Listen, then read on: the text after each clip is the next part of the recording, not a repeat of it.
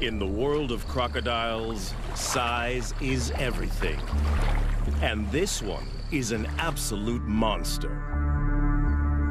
At 6 meters long, he's the boss of a gang of reptilian killers. The gang takes down and takes apart any animal within their grasp. But everything belongs to the boss. He rules by sheer size and explosive violence. He will maim or kill to keep control.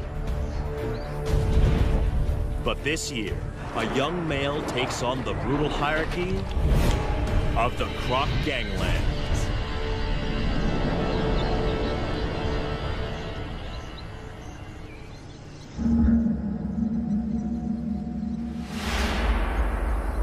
When a baby hippo dies of heat stroke on this beach, only one crocodile has the right to claim the bounty.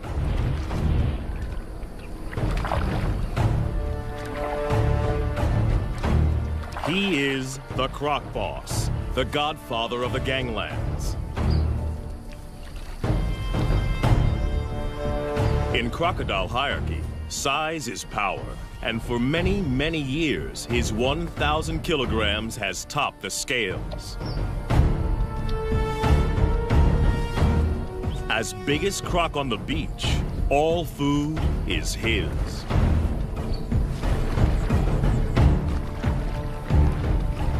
The other crocodiles don't have the power or rank to oppose him.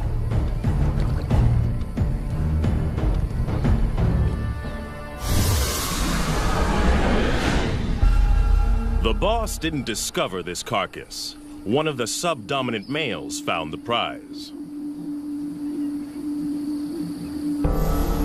At 3 meters long, he is no small crocodile, but he lives on this beach and feeds at the discretion of Croc Boss.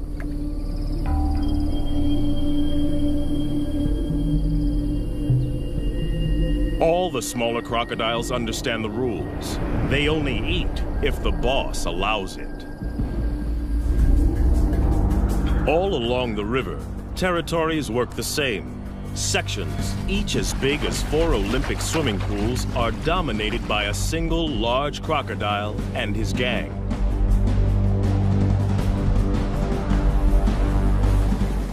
Croc Boss is the biggest of them all. But for most of the year, there is a peaceful truce between him and the other leaders. Border skirmishes mostly occur during the mating season. Smaller crocodiles may join the gang as long as they obey 3 simple rules. Croc Boss gets the best food. He is respected at all times, and only he mates with receptive females. Gang members break the rules at their peril.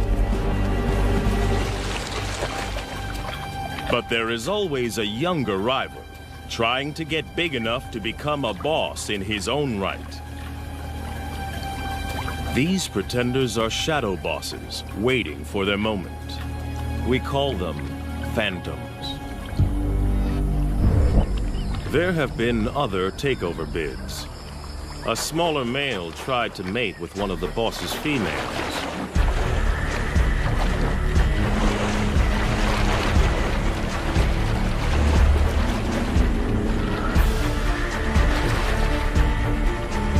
It was a reckless move.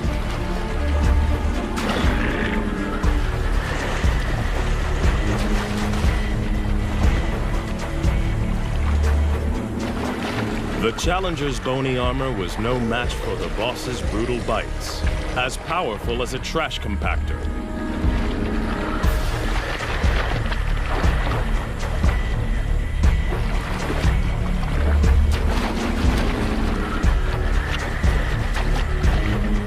Discipline was swift and terminal.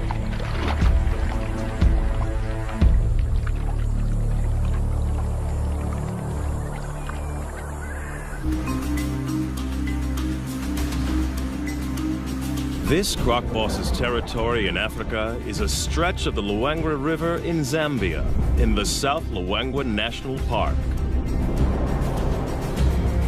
It's a crocodile killing field, especially during the severe dry season. Inland lakes and pools dry up. And the river is the only water for kilometers around. All animals in the area must make long treks here to drink. And in 40-degree heat, many don't make it. The river's a lifeline and a death zone.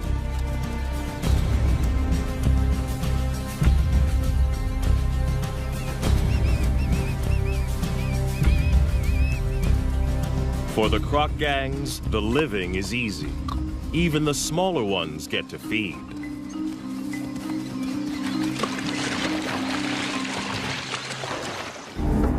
But crocs aren't the only gangs in town. Lions also know the riverbanks are teeming with easy pickings. And they're willing to fight the crocs for food. This puku antelope's caught between a rock and a hard place. After fleeing from the lions, he's stranded on an island in the croc-infested river. He's got to get off or starve.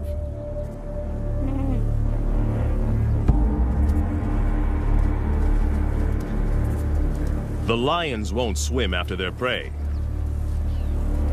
They'll wait for it to make a mistake.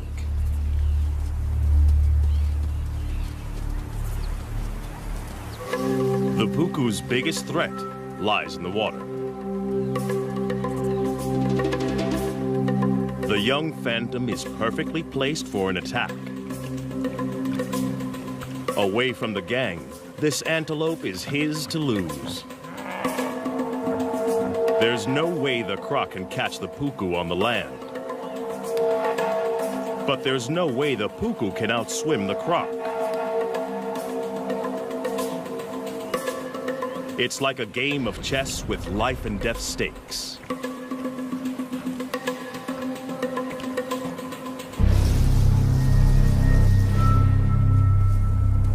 The puku has to use the land to put as much distance as he can between himself and the waiting croc,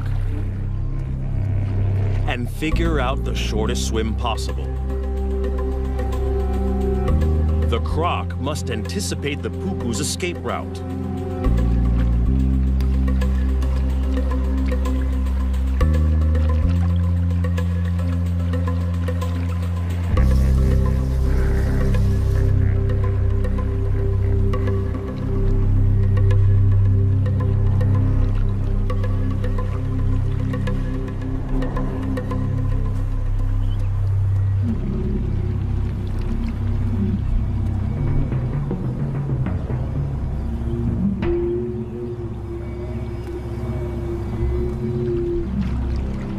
Life boils down to a simple equation of speed versus distance.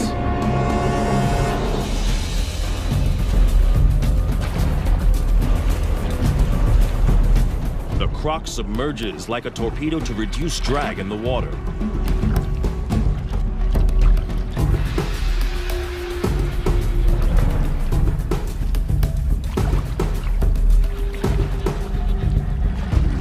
But his top speed of 10 kilometers per hour is not fast enough.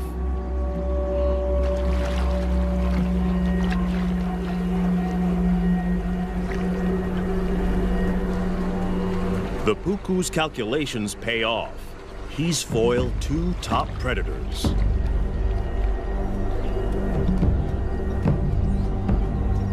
The young croc misses an easy kill.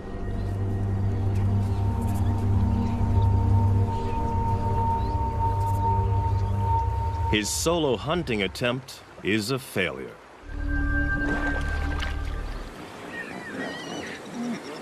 But the dry season has another food bonus on offer. Huge numbers of hippos crush together in the Luangwa's diminishing deep water holes to keep cool. No crocodile, even one as big as Croc Boss, would attack a full-grown hippo.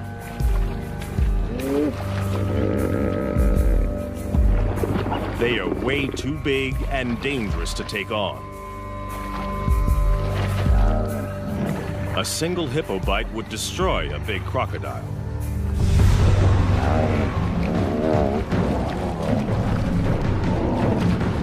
But the crocs don't need to try to kill the hippos.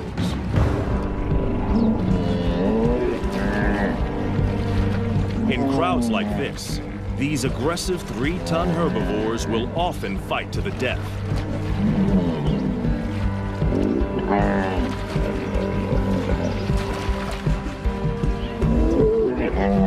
Leaving the croc gangs with a meat bonanza. A hippo carcass is one of the rare occasions when rival gang members join forces. Up to 200 crocs from different factions feed together. In fact, this cooperative frenzy serves a useful purpose. Crocs' jaws don't move from side to side. When the carcass is in water, they need others to pull against to help them rip off hunks of meat. It'll take them less than 2 days to completely demolish a 1-ton hippo. With the most acidic stomach of any vertebrate, crocodiles can digest every centimeter of a carcass. And as usual, the final chunk of meat goes to the croc boss.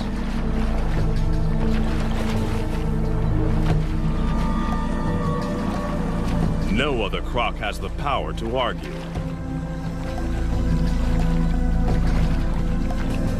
Cooperation is officially over.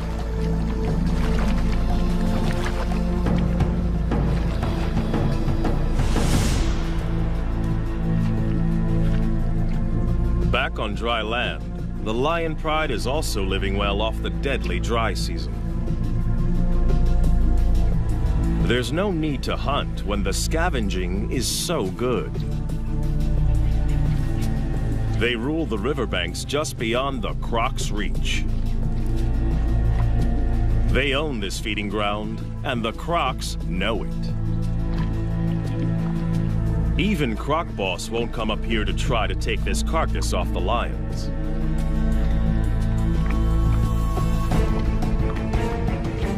But anything that dies closer to the water is in no man's land, and that means war. Lion versus croc.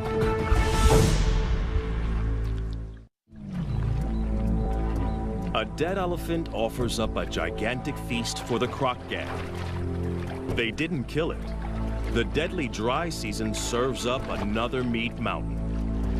In this brutal time, even elephants are vulnerable. They need massive amounts of water, up to 200 liters a day.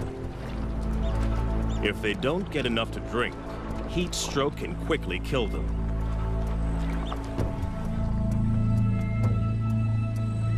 The crocs have the carcass now, but they don't own it. It's right in the conflict zone. The lions have started feeding on it, and they haven't finished. This prize is too big to give up without a fight.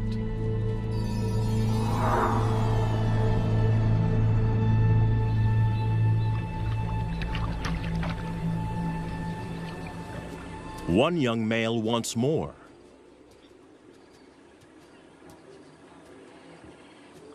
His scrappy mane indicates he's barely 2 years old, but he's big and dangerous.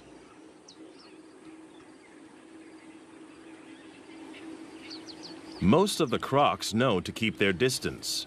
Even this immature lion can kill them.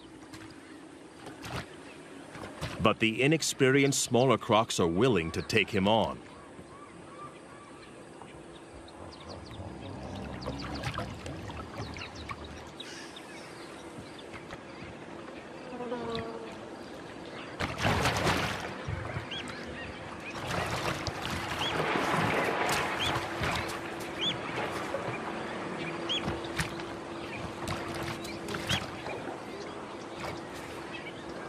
This is not a competition Croc Boss needs to get into.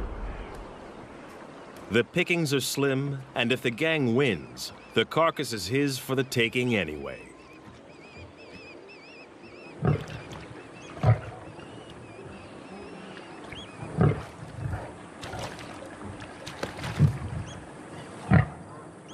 Without backup, the young lion isn't sure of himself.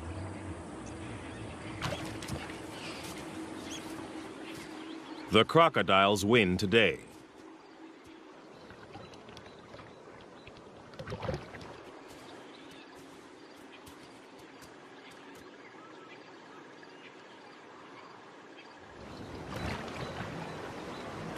The gang now goes to work as fast as they can.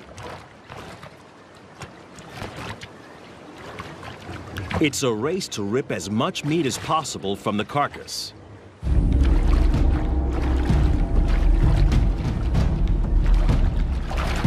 The young pretender wrestles a leg joint away from the smaller gang members. Aggression, theft, and brutality are the ultimate tools for survival.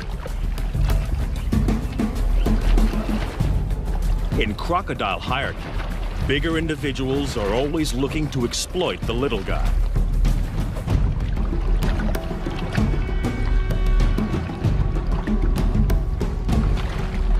The smaller crocs have learned well from the master.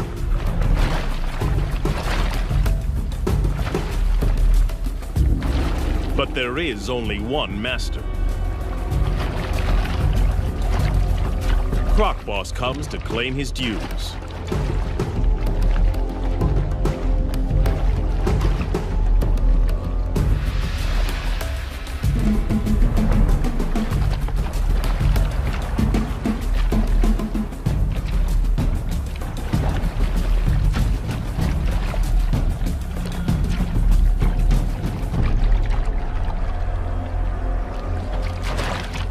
For the smaller crocs, the feeding is over.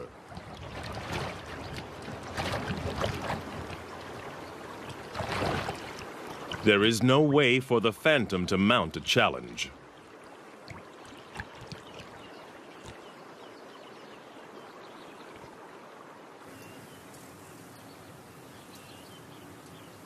To have any hope of running the gang, he must bulk up.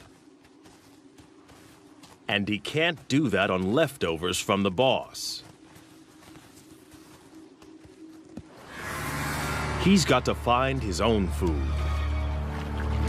And the numerous drinking pools next to the river provide the perfect hunting ground. Every morning and evening, the antelope journey here to quench their thirst. A perfect opportunity for an ambush.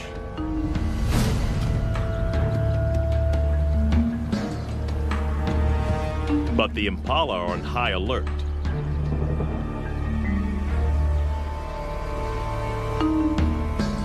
To have any hope of catching one, the young croc must find the perfect pool in which to disappear and wait.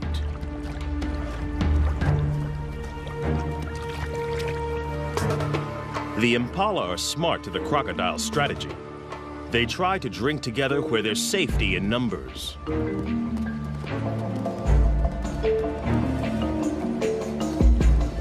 The crocodile must wait for a loner.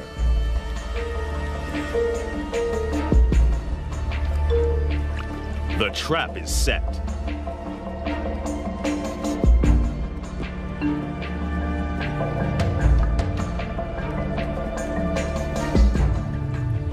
He can hold his breath for 2 hours.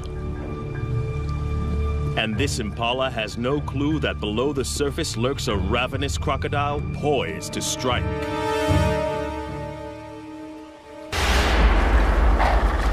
The young croc blows it. Impatience costs him a meal. Crocs can launch their entire body out of the water in less than half a second. But timing is everything. And he has a lot to learn.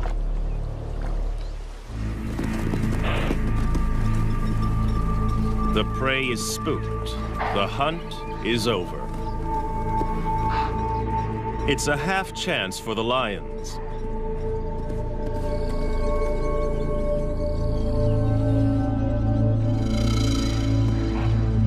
But it's a long chase, too exposed.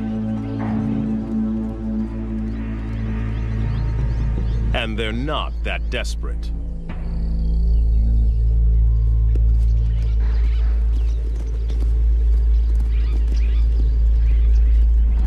They don't have to try too hard. In the dry season, death is always just around the corner.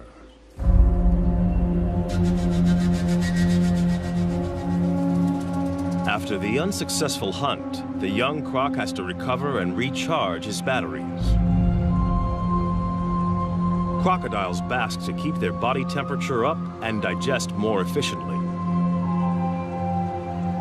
Crocodiles are not cold-blooded. Their bodies are as warm as ours most of the time. They just have to work harder to keep their temperature between 33 and 35 degrees. Phantom needs to regain energy. During extreme exertion, crocodiles build up a huge amount of lactic acid. This is toxic and must be eliminated from their systems. The only way is rest. Part of Croc Boss's success is his energy strategy. He lets the smaller gang members exert themselves. They work and he eats.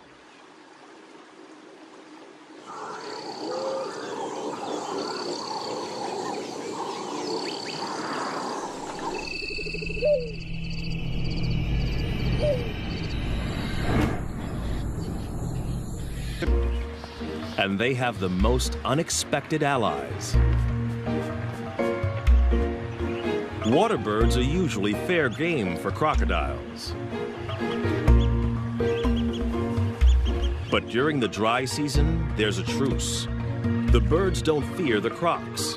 Instead, they collaborate with them.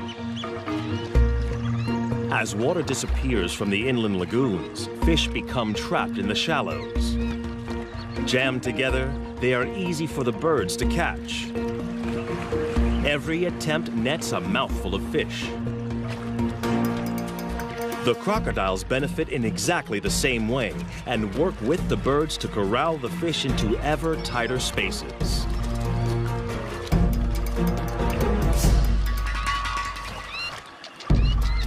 Each fish is a tiny meal, but for the small crocs, this technique is well worth the effort.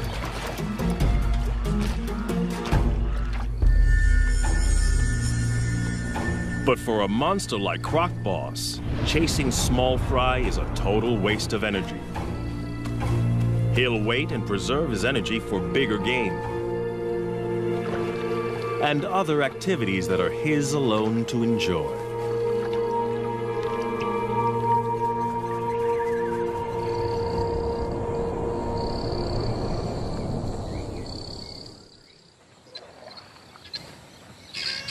The dry season doesn't just bring a food bonanza.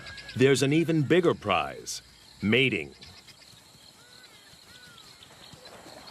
The ritual begins at dawn. Lifting their heads, the females show submission and look for the most powerful croc to mate with.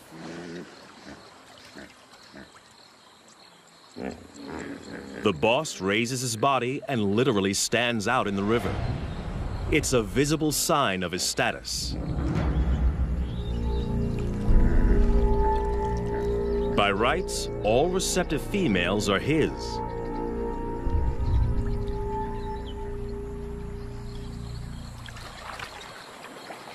But the young pretender is also drawn in.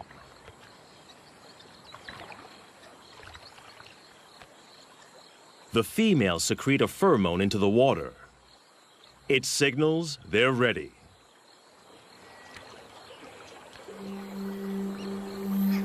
But even the boss must perform before he can mate.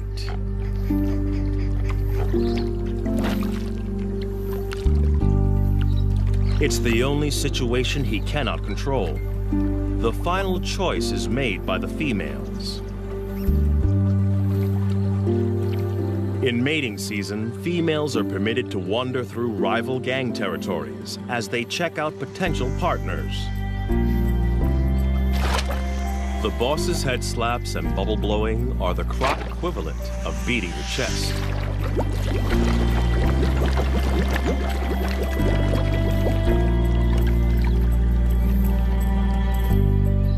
It works.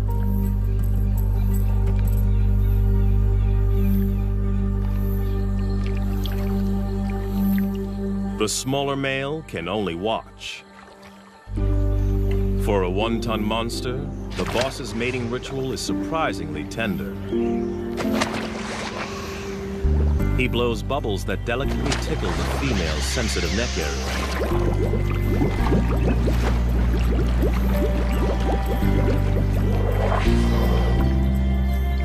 The pair will remain together for up to 1 hour before choosing new partners.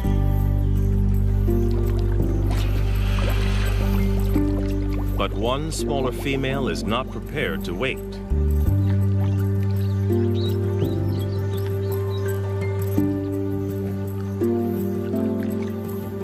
She's interested in the younger rival.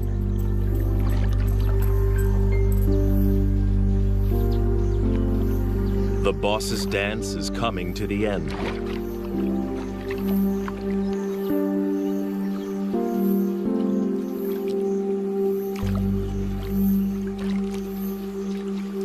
The pair submerges for their final act. And while his leader is underwater, Phantom chances his luck.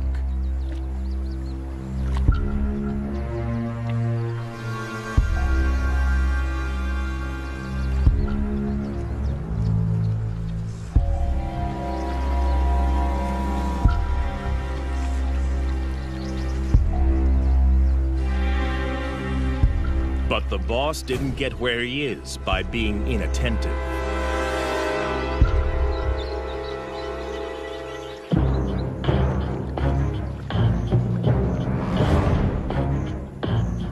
For a junior to mate with one of his females is the worst kind of disrespect.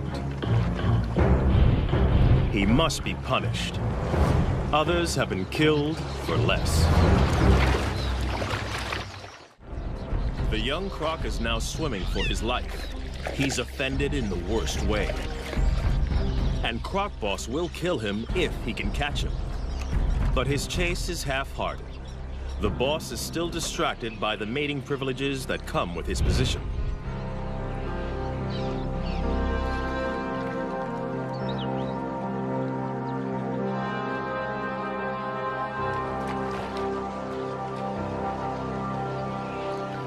The young pretender gets off with a warning bite.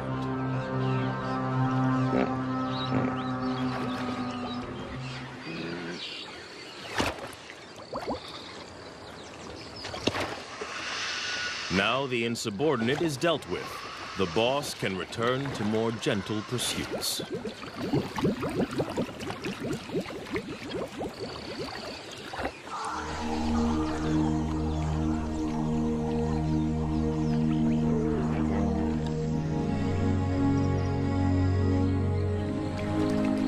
The right to mate is still a long way off for this young croc.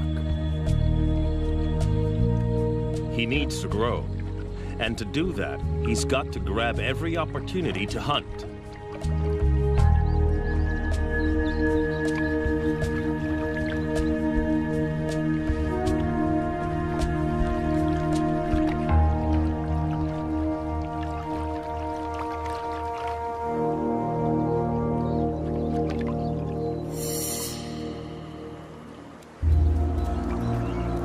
Fortunately, the relentless dry season serves up an endless convoy of thirsty prey.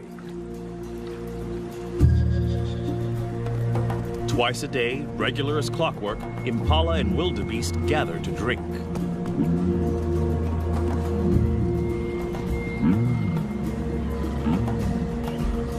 It's another chance to make a kill.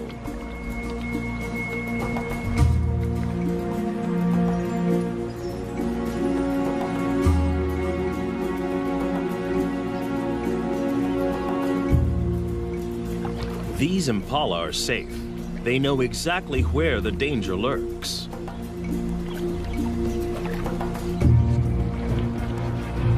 Some even follow the croc to keep an eye on him.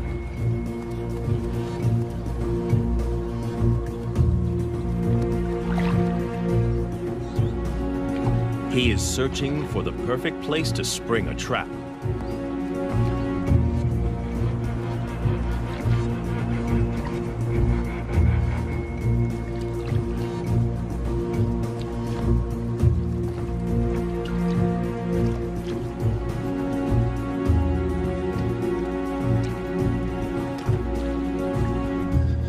Even when he finds a likely pool, watching impalas raise the alarm. They snort to warn others to stay away from this drinking spot.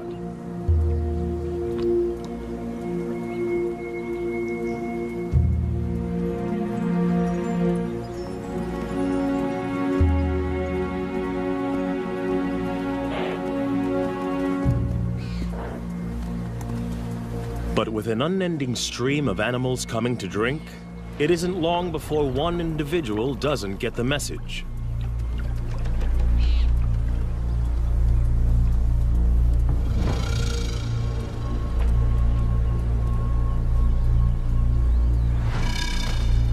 Even though this impala senses something, it's compelled to drink.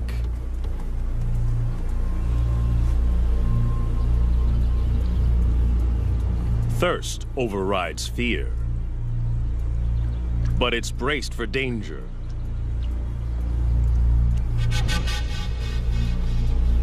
Every muscle is hardwired for escape.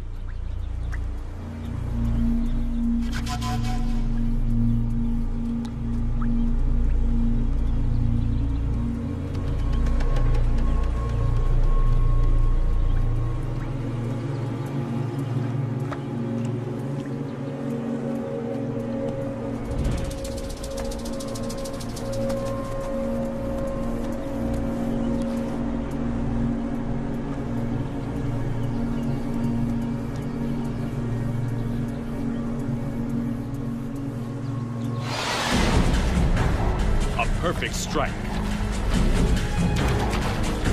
But can the young croc hang on? For a second, it looks like this impala might escape. But it dislocates its leg, and it's all over.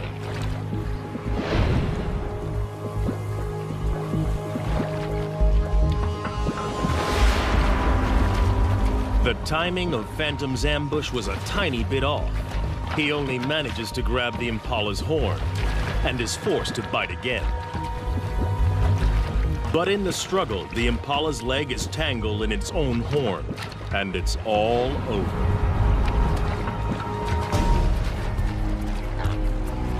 It won't be a quick death. He will have to drag his kill into the deeper river to drown it. Ambush hunting is what crocs do best. But timing is everything. Phantom's first attempt was too rushed, and he lost his meal.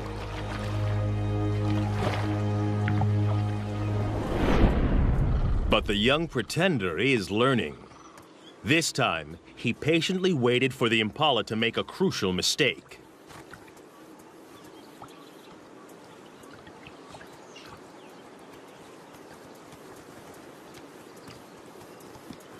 As the ram is joined by the female, he relaxes and drinks for a fraction of a second too long.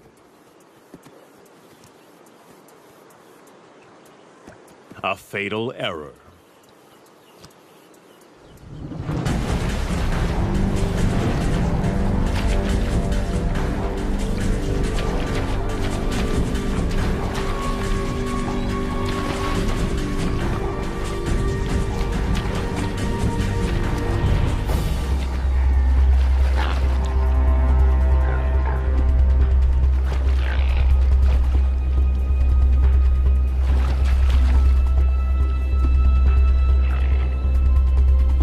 But the croc has made a mistake too. His perfect ambush is in full view of the gang. Now he must fight to keep it.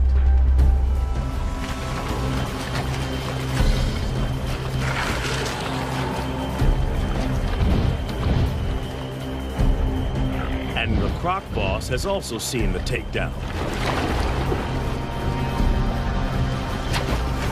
This meal is now his. The young croc has no right to oppose the boss. But he's not going to give it up willingly. He's hungry and stubbornly hangs on. But he hasn't the strength to compete.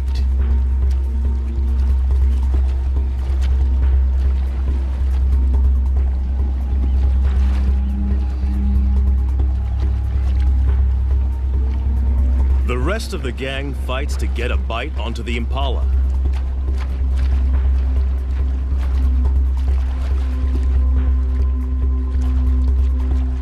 They try to lock on before the boss begins his death roll.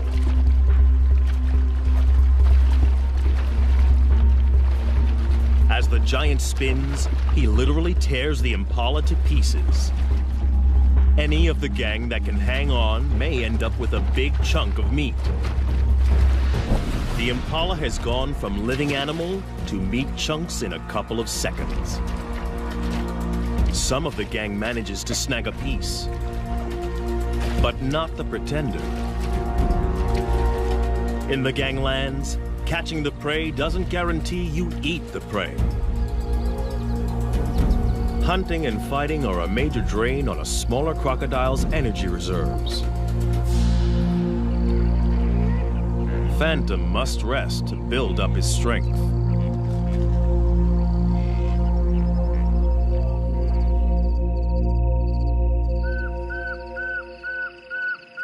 Other animals have no such energy restrictions. Away from the river, the African night hums with activity. For the prey species, the danger doesn't let up just because it's dark. Impala and puku rarely lie down to sleep for more than 10 minutes at a time. There are too many predators on the hunt, so they are forced to stay awake and alert.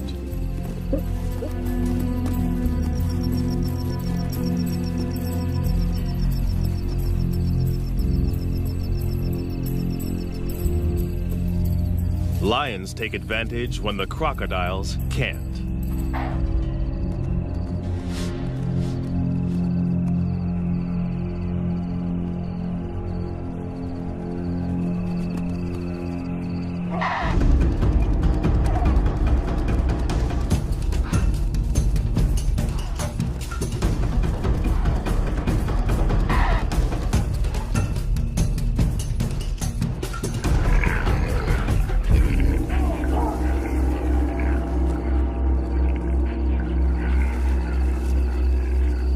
Tonight, a puku loses the battle.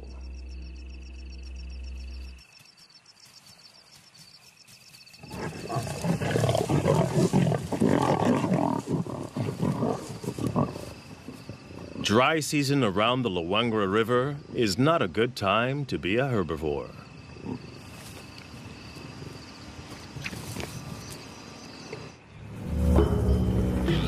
Another day, another death. Another free meal for the croc gangs. As the sun warms the crocs, it triggers a feeding frenzy on the hippo carcass. Crocs from multiple gangs wait in line to feed. Territorial differences set aside for the moment. Size determines the order, and the biggest eat first.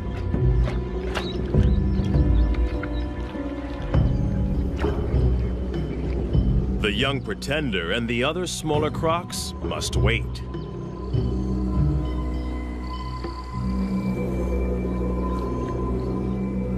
The boss has torn away a huge hunk of the dead hippo.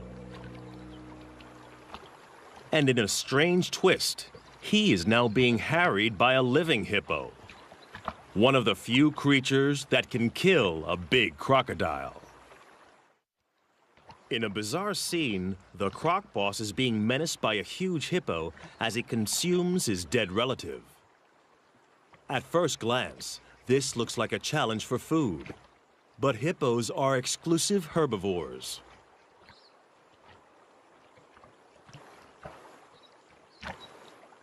They've been known to lick carcasses, possibly for salt or minerals. But something else seems to be going on here. Perhaps, like elephants, the hippo senses the death of one of its own. But it looks like the hippo is being aggressive. Perhaps this is some kind of primitive emotional reaction. Whatever the hippo's motivation, the huge crocodile knows this is dangerous. With 50-centimeter-long canines and a bite force 27 times more powerful than a human's, this hippo could easily skewer the huge croc. For the first time in a long time, the boss is being pushed around by a bigger beast.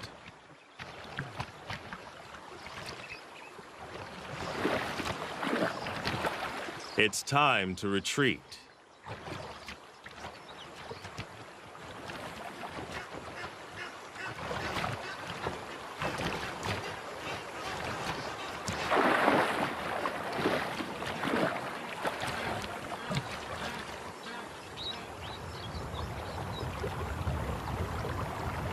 Success in a croc gang is all about being a consummate opportunist. And now the young croc sees an opening. A chance for food. Perhaps the possibility to gain ground in the gang. But the croc boss doesn't share. And this bid for food has been interpreted differently.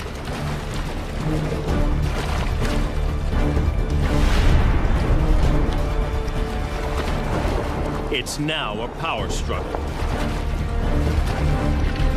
And the boss's violent death roll is a deadly attack.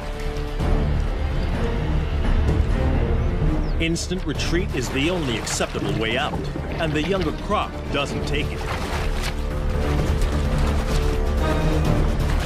This can only end in one of two ways: death or injury to the smaller croc.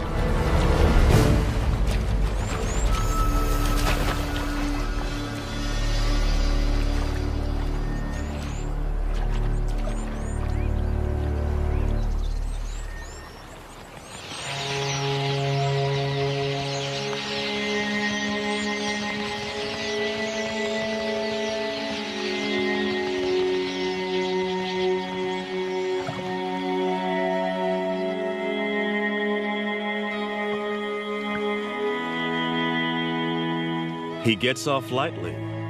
He is alive. But it's still a disaster.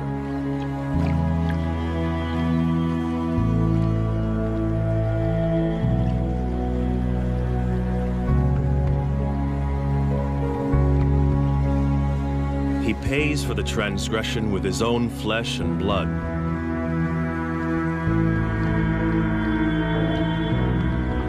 The monster croc ripped his top jaw clean off.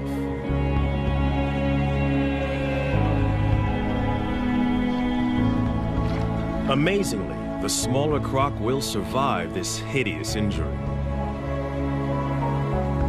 Crocodiles have special antibodies to help them heal from massive wounds. But it will not regrow. He is not just deformed, but terribly handicapped. His journey to the top position is over. From now on, he will be the last in line to feed. The croc boss and every crocodile, small or large, must now be shown subservience by the challenger. Even by nature's own harsh measures, the croc ganglands are a brutal environment, where size and uncompromising violence rule.